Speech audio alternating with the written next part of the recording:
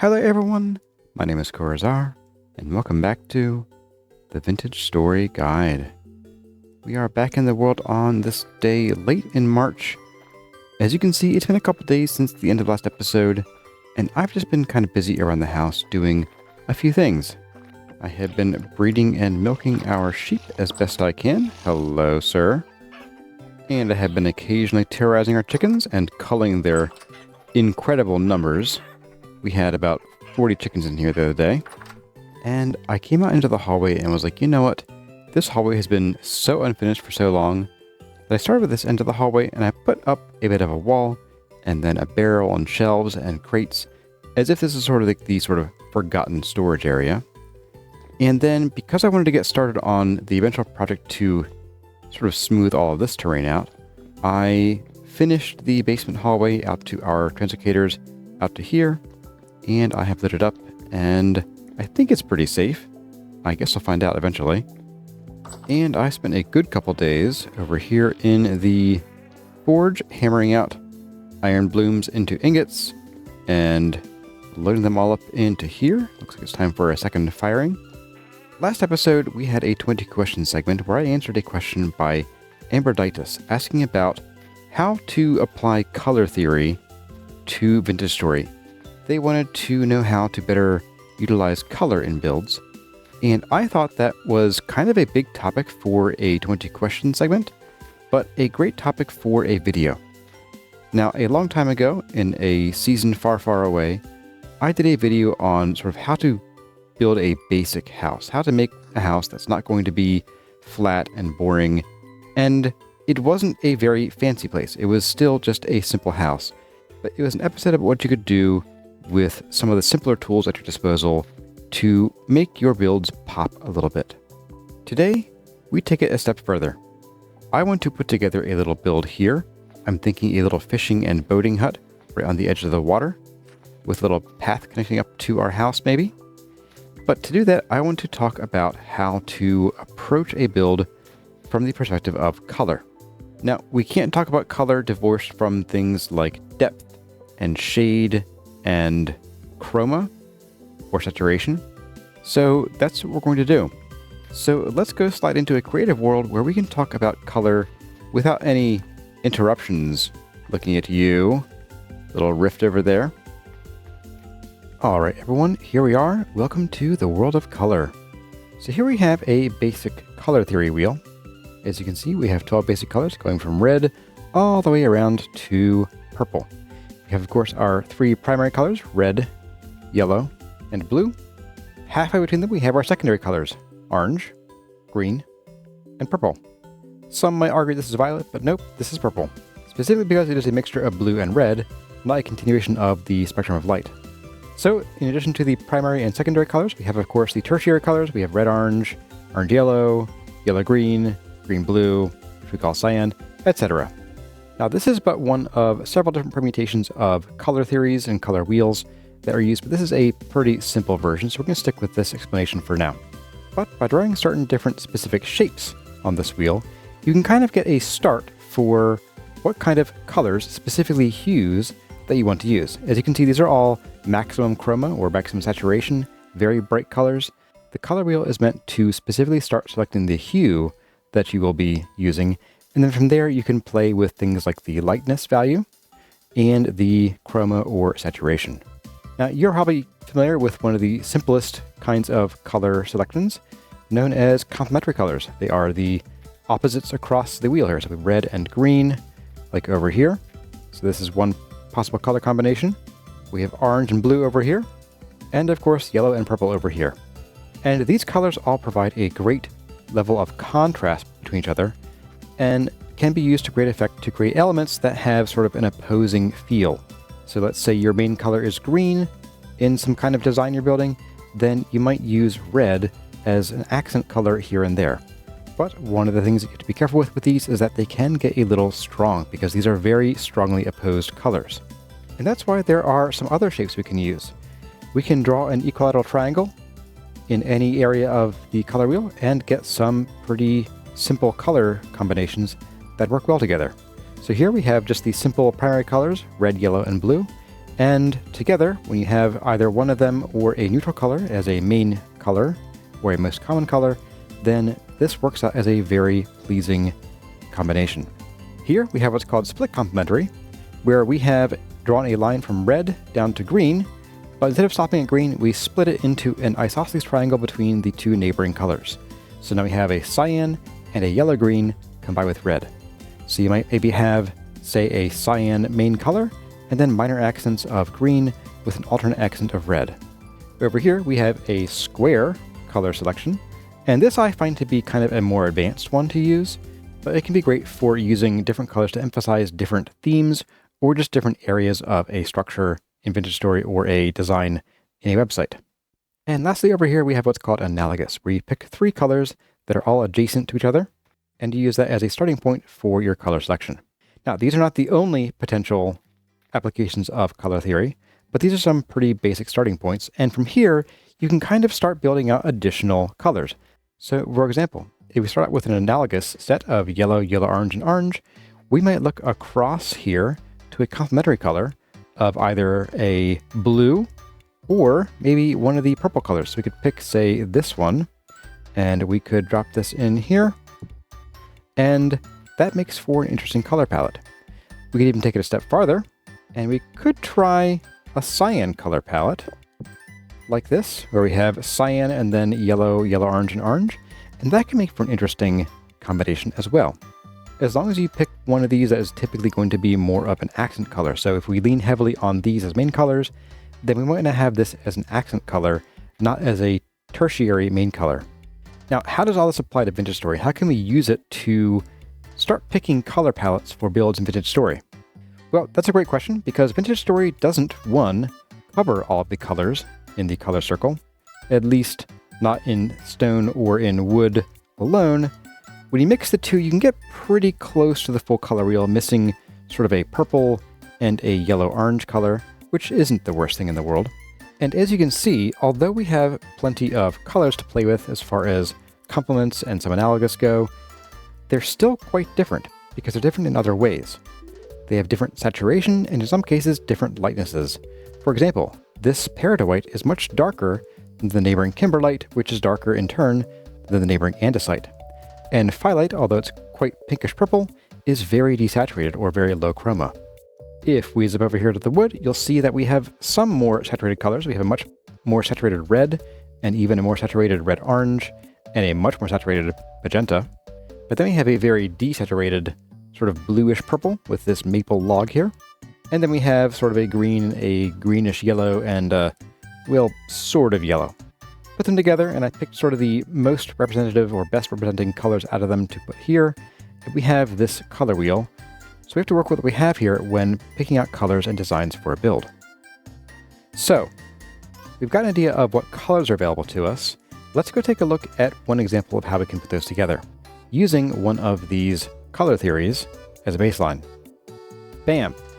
Here we go. We have what's close to a split complementary. We have blue andesite, we have yellow sandstone, and we have some orange bauxite. And kind of leaning on the sandstone as the main color because it is closer to a neutral color, and we'll get into what those mean later. We have a decent color palette here, but something is wrong. Actually, several things are wrong, because color isn't the only thing we need to consider when designing a build in Vintage Story. But if you look at it, it's all very samey. It's very flat. They all look the same because they have the same texture, and nothing really pops except maybe the orange up top because it is the most saturated of the bunch. So we can start playing with things like texture and chroma and tint. Bam! Here's one example of playing with texture and chroma and tint a little bit. We have a much more saturated blue with this polished andesite down here, and it also lends a different texture to our build here. We also have a sandstone sand wall, so we have a sort of a paler yellow, so we're somewhat desaturated and a bit lighter here. And then, of course, we have the bauxite top up there, which is still very bright and still does its job of being, well, very bright. So why does this work better on some levels, but not as well on other levels? Well, for one, I think that desaturating the palest color here, being the yellow, is actually a step in the wrong direction. I think that bringing up the blue was a good idea, But bringing down the yellow didn't work, and also bringing some of the blue into it with these sort of grayish speckles actually doesn't help. It works against us here. But as far as an example of mixing texture goes and also chroma, I think it works well to sort of start showing what things you need to consider. Because one thing you need to think about is what your color palette is going to say about your build. You want to think not just about what's available to you locally, but also why you're picking the colors you are. Pick a very bright color palette, like a very heavily saturated polished bauxite and some sandstone and some regular bauxite, and you have a very Mexican kitchen kind of theme going on here. We use some of this basically from here up in the kitchen in the Hobbit hole because I wanted a nice warm feel. It's homey, it sort of evokes a feeling of fire and the hearth, and so I went with those colors. But maybe you're building a castle on a lonely mountain, and it's a very chilly place where the wind howls constantly. You might want a sort of muted color theme where we have a very gray neutral color here, and another gray neutral color here, and just a single color here as sort of the main feature or main accent in this whole palette, where we're playing more with the lightness than with the hue or the color. But there are two things wrong with these walls here. One, of course, that they are very straight and flat, and the second is that they're very large and featureless as a whole. When you have these walls, you're going to want to break them up. And sure, we could break them up by, say, grabbing some of this bauxite and maybe putting some in here like this. That's one option. But a more common option is to start bringing in a nice dark neutral color to sort of start framing the build out. And that's where we bring these logs in. Now, these logs are actually colors. They're not quite neutral, but we often think of brown as a neutral color because to our eyes, it does feel and work like one. In reality, brown is actually a complement to blue, which is why it works pretty well in conjunction with blue. If you take a look here, these just sort of fit well together because brown is just a desaturated dark orange. So that's why it works well in our living room, for example. And that's why it works out pretty well here. Now, granted, we have a bit of a clash going on here, but I am using this for demonstration. I probably wouldn't mix the oak with the very bold polished bauxite normally. Maybe with a plain bauxite I might, but here it's a little bit too eye-glaring because we have a very deep, dark saturated color with a very dark neutral. But something is still wrong with this wall here. That is, we have this big blank space going on here and nothing to break it up. How could we break it up? Well, we can go back and lean on texture again. Here we have some different textures going on. We have not just the polished andesite down here bringing in a bright blue that mixes very well with this brown neutral here, but we now have the sandstone speckled with some chiseled in cobblestone bits here on the corners, and we have a window. Because now we have a little bit of depth going on here, and we're not going to get to depth just yet, but then at the top we have another texture, and that is the bricks, and I think as a whole, this wall feels a lot better than this one, or any of these others, because we are starting to kind of break up what's going on. We have this sort of flat canvas here that we're not doing anything with, and over here we have a wall. It feels like a wall that someone has built and maybe not maintained for a while with these cobblestone bits showing through. And you can use texture for other things too. This is a simpler example, but you might use a different texture to call out things like doorways and windows. Maybe I could have put some full cobblestone blocks either side of these windows and sort of helped call attention to these windows a little bit. Now, color or hue and lightness and darkness, aka tint and shade, and texture are all great, but we're still missing something. And that, of course, as I mentioned over at the window, is depth. We don't have any depth in these, and that kind of makes these walls feel like they are just murals. They're just painted on to a surface here. But when we pop out, say, these supports here, all of a sudden, we have a wall that is way more interesting. I like this wall even better than this one because there's something here. This isn't just painted on. It's not just a facade. We have a real bona fide wall going on over here with something sticking out that I can sort of feel. I can get in there and touch it and put my arms around it. This is a log. This is a painting of a log. Now, this depth with the logs is all well and good, but it's time that we start mixing some of these together. So let's take what we learned over there and combine it with this. And bam!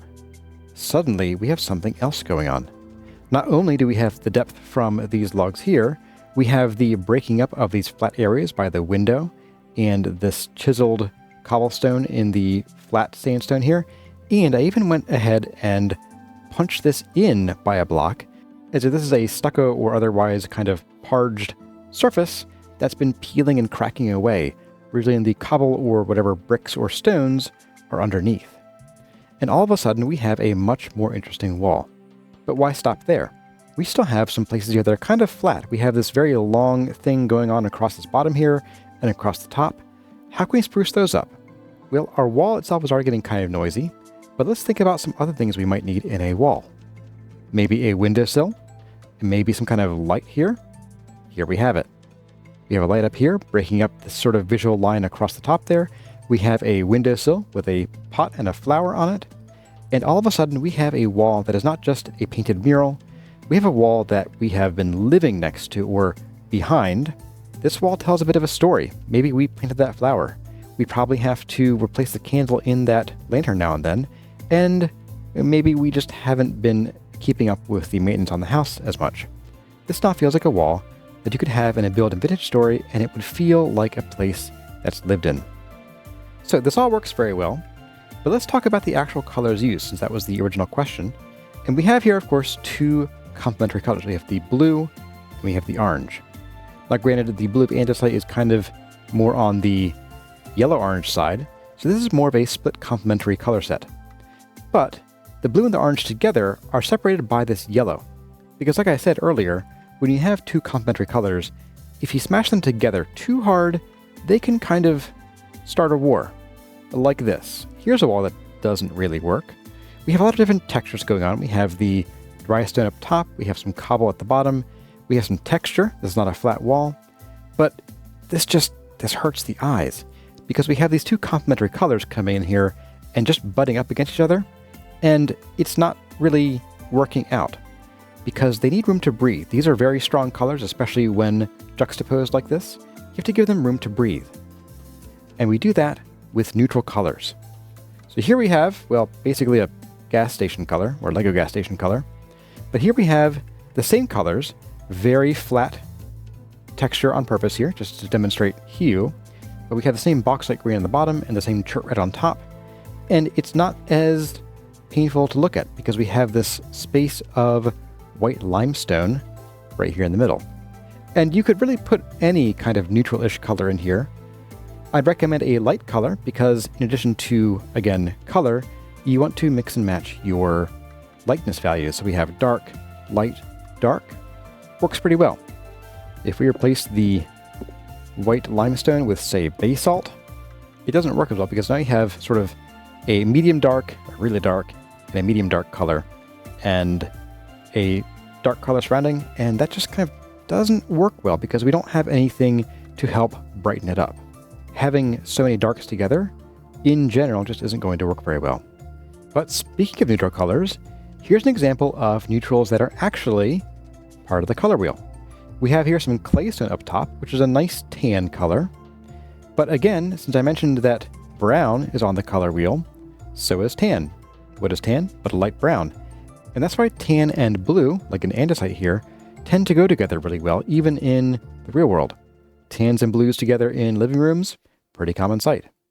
And here, we might not need the additional neutral of limestone, but here it's helping to separate the very bold blue with sort of a middling lightness value and the middling lightness value of the claystone with a much brighter color to help the room or help this wall feel a bit larger and more alive. But we could probably break a bunch of these guys and put some of these in here. And because this is a neutral color, while this isn't my favorite combination, it's much better than, say, the red and green up over here. And don't forget to mix and match these up, because you can also use a neutral color as an accent color, such as where we might have the bauxite, and you can also use a bold color as sort of your main flat background. For example, here's the color palette that we used on our little home away from home up in or up near the Residence Archive. We have the bright and bold polished peridot white green along the bottom. We have some of the sort of lighter and not quite as bold peridot white flat background. And then lining it, we have some limestone and a lighter sort of yellow wood. This here is an adjacent set of colors. So these would be analogous, basically. We have sort of a yellowish, a bright yellowish greenish, and a dimmer yellowish greenish. And so this works out pretty well. I think this particular design doesn't work great, as I thought. We just needed a bit of limestone to separate the green from the yellow, which is kind of bordering on orange or even red with the kapok there. And picking those using the color wheels as a starting position is a great way to get started on designing and picking colors for your builds. So, with all that being said, let's get back into the world and put some of this to use in building our new little fishing hut. Okay everyone, now that we are back in the survival world, because I think I want to build right down here by the water. You could say it's down by the river, I suppose. Or in this case, the lake. But do we build out on this little spit? Or do we build inside this little sort of cove or bay area here? I think the bay area is better. So let's drop our little product bin right here. And we're going to make some colors that I think most people wouldn't think of work. We're going to do some puke green from peridotite cobblestone. We're going to do some flat sandstone rock, a bit of plaster, and some pine, specifically pine wood. So we're going to go ahead and turn these into planks right away. And even here, looking at in the chest, you can tell what kind of color theory I'm going for, and that is analogous. So we have three colors that are probably a little farther apart on the wheel than analogous normally would entail. But we have a yellowish green, a yellow, and a yellowish orange or orangish yellow. So these three can work together. And if we wanted to get really dangerous, we could even bring in either some blue clay as a sort of additional accent or some andesite.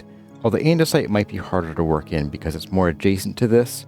And also we're going to have this oak as a dark neutral. Let's tuck our extra tools in here too. We're not going to need all these just yet. And we're also going to want to probably flatten this a little bit. We might actually want to build it up. I'm actually going to pull some of this down, I think, and then we'll build it up over here so that we are just barely one block away from the edge of the lake here.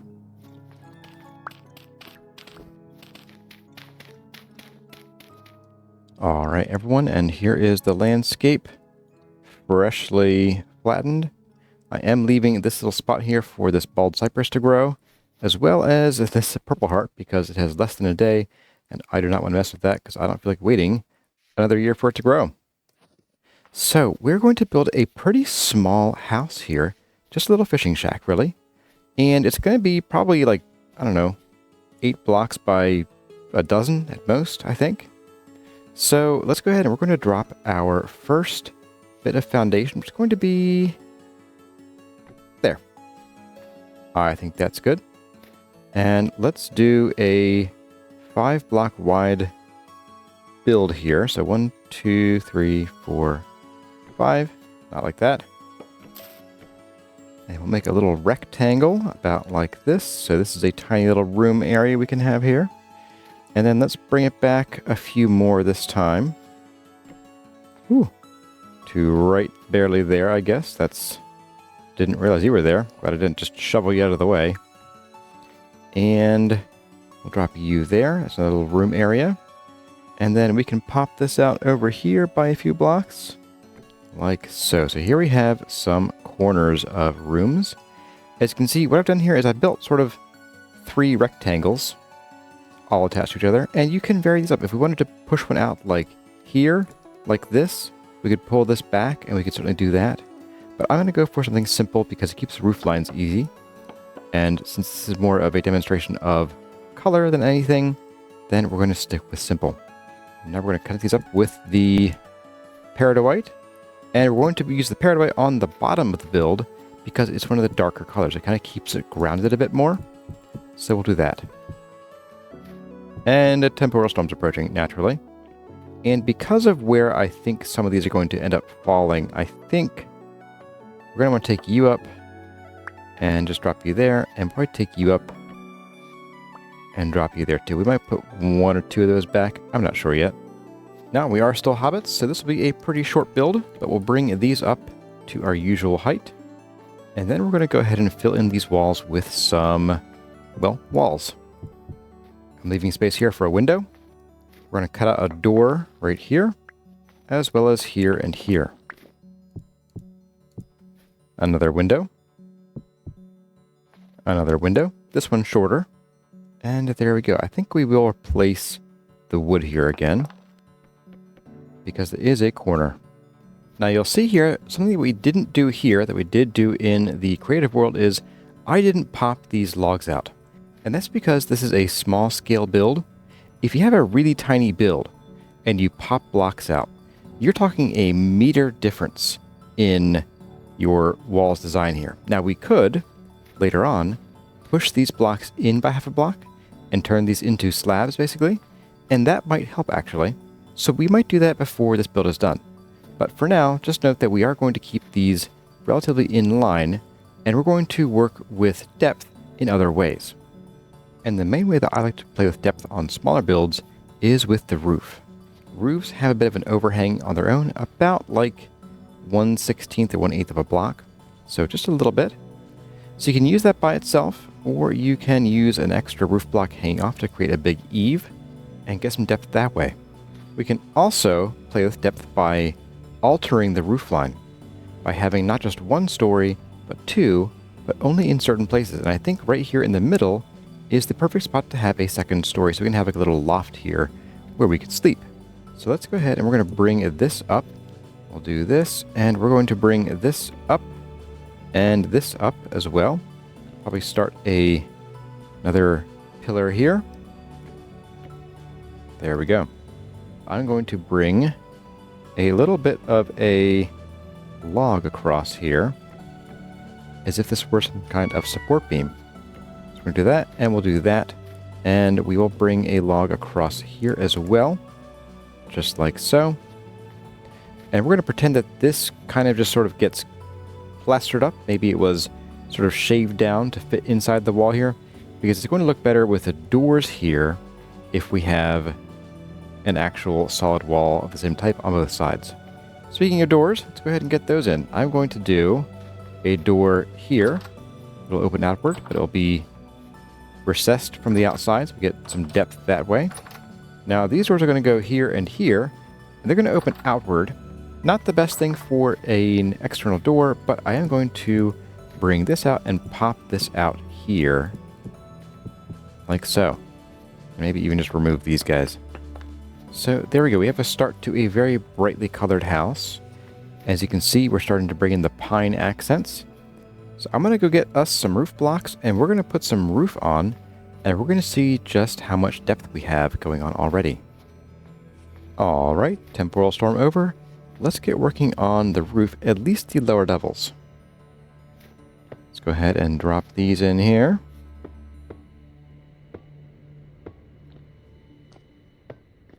And something we'll be doing in order to make a bit of a splash is we're going to bring in some of this plaster here that I've been saving for like ever for just such an occasion.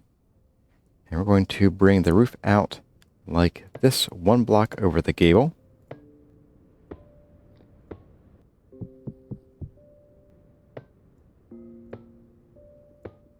And just to keep the interior consistent, I might pull this log across there, just like that. And this one will be maybe covered up by the stucco, or we might just not have a support there. Now, so we can get the top roof on, we're going to finish up this section here. This will be sort of our little loft area.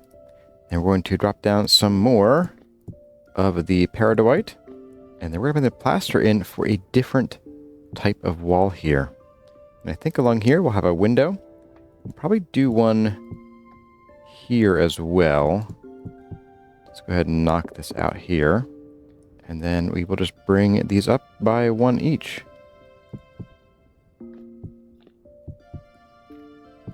And you know what? Sadly, I am going to just move this purple heart because I'm going to be putting a roof here over it. And if it tries to grow into the roof, it's going to have a very short and happy life. And these are already very short and unhappy, so you go there. 24 more days. Okay, so now we have the top roof here. As you can see, it is longer this way than that way. So we're going to bring the roof along this, like so. And of course, bringing the overhang out here, over the gable, and building up the gable on the ends like this. And we cap it off with this roof ridge here. And we're going to actually bring this down a block like so. So it is going to hang in front of the window pretty hard, but this is like a little bunker bedroom window. You know, this is a little loft. It's not meant to be a posh sleeping spot. Maybe this was my ancestor who moved in when they could only afford a tiny house and couldn't afford a proper hobbit hole just yet. After a bit of a bite to eat, let's pick up our last meal from the bowl and take a look. And look at that. Even though we don't have particularly depthy walls here, we have a bit of a pop out here. I could even almost go for... Well, if I put one here, I'd need to put a beam across here, and I don't want that. So we're going to leave that as it is. But despite not having particularly textured walls yet, the roof line really helps bring some definition to a small build like this. On a bigger build like our house, we'd want to play with a lot more depth, and we already have, like over there on our windmill. But over here, for a small build like this, just doing roof lines is fine. And as you can see, even though this roof is just even with this block here, the block model hangs off just a little bit. And that really helps, honestly. It makes it look so much better than using, say, staircases. But we ain't done yet. We still have a bunch of pine to use. And what are we doing with that pine, Corazar? Well, it's a good thing you asked, because we are going to be putting some pine up here, and probably a little bit right here, and some right here. Definitely some over here. If I can stop slipping and sliding long enough to do it. And I might pop up to the top there, and yes I will, because we're going to put some underneath this roof ridge. Oop, I can't quite get there. And we will put some here. We have chiseling to do next. So we are going to chisel all of these blocks, and we're going to start by kind of carving away a good chunk of them. And I might even just not bother chiseling all of them, because we're going to pantograph them, of course. And we're going to make a design just like this. And what we're going to do with that is we're going to grab this guy, and we're going to snapshot you, and voila. We now have added more depth to our house without popping these pillars out. And we're going to do this all along here. And we're just going to use the chisel to then rotate them into place. Then we'll do the lighting fix where we just chisel each of the blocks a little bit. And there we go. We now have a sort of uniform thematic design on our house that can tie the build together and act as a bit of a separator. So we have a barrier between the first and second floors of the house that helps add some of this definition to the house here. I should note that between the creative world and this one, 1.19.0 dropped, and now I'm a little bit salty, because this tree could have grown up to be a big, very healthy purple heart. But no, we have a bunch of weeny little trees here, and how cool, look at that. Oh, I actually like how close that is to the house. That's fun. Oh, that's fun. Okay, so let's get some of these windows in, and then we'll work a little bit on an interior. We're not going to get too crazy with the interior. We're going to do a basic interior to just sort of showcase what you can do with color. Again, we have a base color palette of green and yellow orange. So we're going to continue that trend until we get to the minor details. And that's where you can kind of really cut loose. Footloose, in fact. Okay, folks, let's go ahead and slap some windows in here. That will seal this house up. Well, except for the roof. We'll get to that in a bit. And then, you guys know me and how much I like my window trim. We're going to chisel ourselves some very fancy window trim. These are all already chiseled, so easy peasy. I'm going to go ahead and add pine to all of the blocks surrounding our windows here. And then we will cover what we're doing with them once I am done with that. Okay, all the trim is in place. Doesn't look great. Oh, right. I haven't touched anything with it yet. Let's go ahead and we are going to bring in some of this pine in here. And this time, I'm not going to recess it like I normally would, because I do want to keep this house actually insulated for once.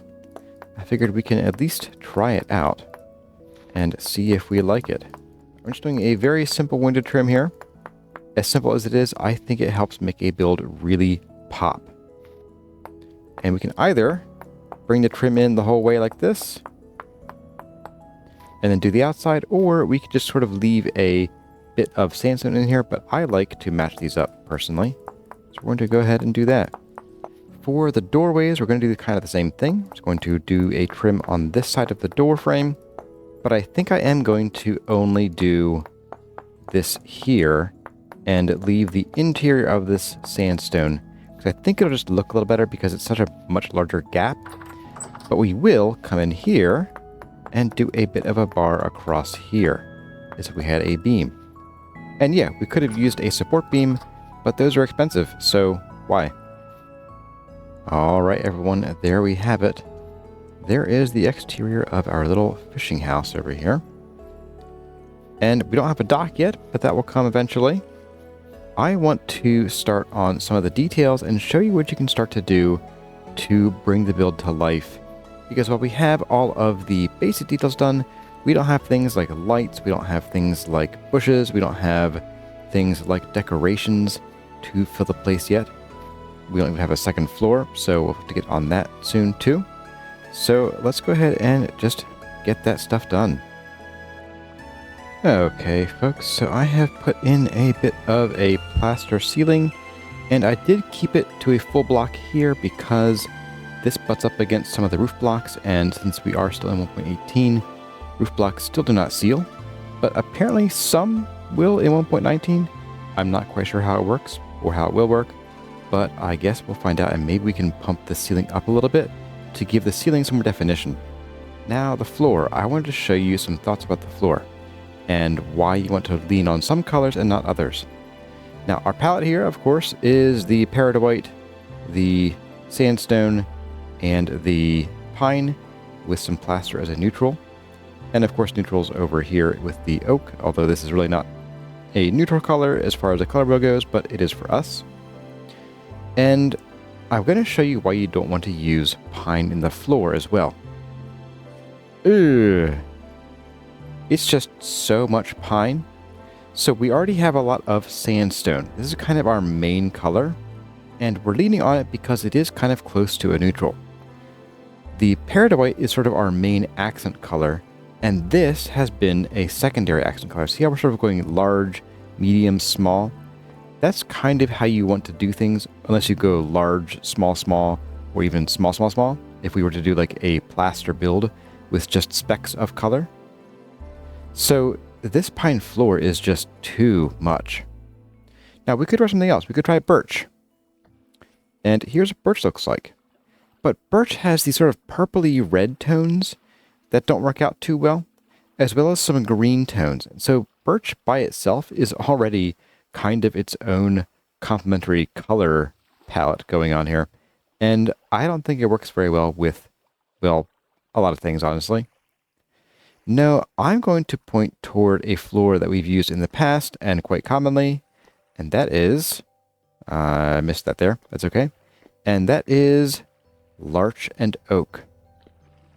Larch and oak, either together or separately, just make a wonderful combination, and look how nicely this fits in. It's so neutral, it's just a tan color. It's kind of close enough to the pine in some respects, but it's really backed off as far as chroma or saturation goes.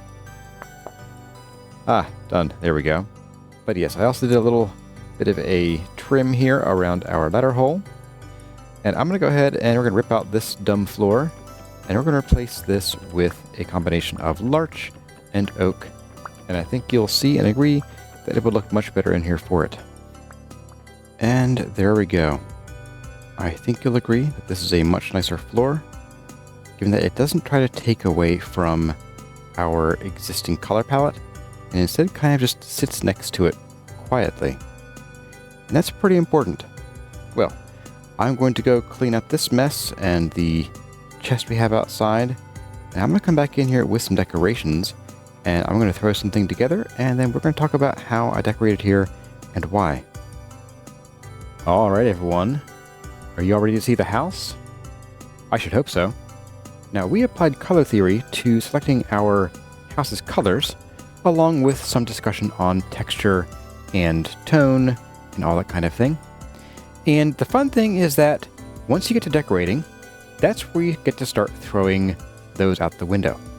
Because we already have the main colors for the house, but then take a look around, say, the average bedroom or your living room. How many colors do you see? I almost guarantee you're going to find every single color they're in and a lot of different shades of all those colors. And so here I've come in with, on the outside, some blue lupins and some blue-purple catmint and some purple heather, and just sort of splashed these around along with some bushes and a little bit of vine hanging down from the side of the house, and some more over here so we can see outside this window. I also came through with one more little corner garden here, and I put a little walnut dock. I figured I went for walnut because it's kind of like a waterlogged, sort of weather-beaten look, a bit more than maple. Maple's like been out in the rain, maybe it's, I don't know, treated lumber, insofar as we have treated lumber in this world. But I felt that for the docks, a nice walnut would look best. Now, inside, we've already covered all of the trim and all the shapes and the textures here. Inside, I kind of just sprinkled things around, as one does. As you can see, we have a bright splash of blue inside as well. Another splash of purple. We're using copper lanterns for a little splash of a deeper orange, almost red. And I wanted to build a fireplace, and I was going to use fire bricks, but they looked a little too samey. So I went for a very lightly chiseled blue clay brick fireplace, and there's even a chimney sticking up outside, like so. So that helps kind of offset all of the sort of bright and vibrant yellows of the sandstone and the sort of very alive greens here. I've kind of scattered things around the room. We have some storage here. I've got a pine crate, since we have pine wood everywhere. Maybe this is where we keep our fishing rods. Tyron, please, I'm begging you. We have fish. We need the rods. And a couple baskets where we can keep our catches. Upstairs, we have a very simple bedroom. We have a comfy wooden bed with a worn, aged-out treasure chest. Maybe this was our grandfather's chest when he built this little house here. And we have a little place for tying our shoes, maybe writing letters to friends, whatever we do up here. And that's that. Maybe this could serve as a guest quarters for next time Raccoona shows up unexpectedly. Now, we're not quite done yet because I want to hang up this paddle. It's just a stick, really. And then outside, I thought this would be a great spot to dock both of our boats. Let's go ahead and break these here. Oops, let's fall in the water too while we're at it. Let's go ahead and just drop you there. Whoop, there, apparently. And then we can go ahead and break you, and let's just plop you there-ish. Hey, look at that. So now whenever we want to go on a bit of a sail or a paddle, we can pop right out here and do it. Oh, and there is one last decoration that I forgot to do in the kitchen here. I think no kitchen is complete without some ugly, shabby chic sign. Perfect. Now it's complete. And then, with our kitchen complete, we can head back out through the door. We have some brush mats here, and we have the start of a little path that we could eventually connect back to the back door of our house. And that is our lesson in building with color, and then our build with color. What do you think? Let me know in the comments.